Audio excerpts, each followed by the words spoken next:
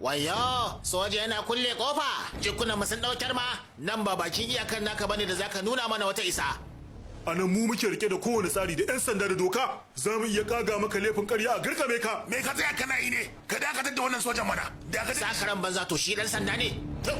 Kai soja, idan dai ma wata kafa daga nan a Himalaya zaka tsinci kanka. Da shugabannin siyasa ba kake ja. Idan ruwa ya ci gari ko an samu zai kasa ma kiranka. Ta mana me haka? Na ga ma wata yan sanin ki hadawa da yara ke wasa da. Da wai shi wannan kansa ne kuwa? Haba.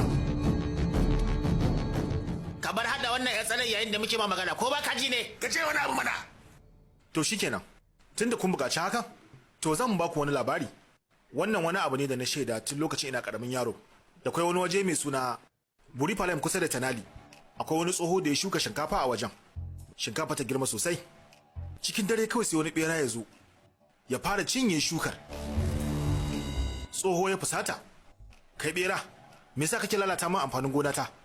Bari na kunna wuta a yankinka na kona ka.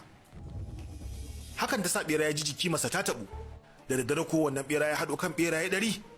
Tsoho zai kunna wa bangaren mu wuta. To ai sai mu uye ta wannan bangaren mu haɗu mu cinye duka sauran amfanin gonar. Tsoho ko yake mai wayo ne. Sai ya sa wuta anan yayi wa hayaki hanya zuwa can.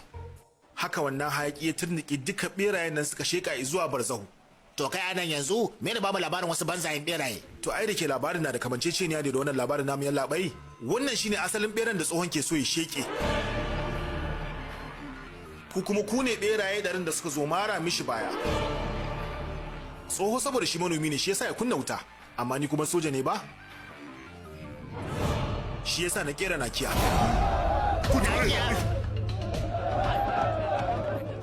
To ai ba alburushi bane da za ku iya kaucewa ko sun kuya mishi. Nakiya ce.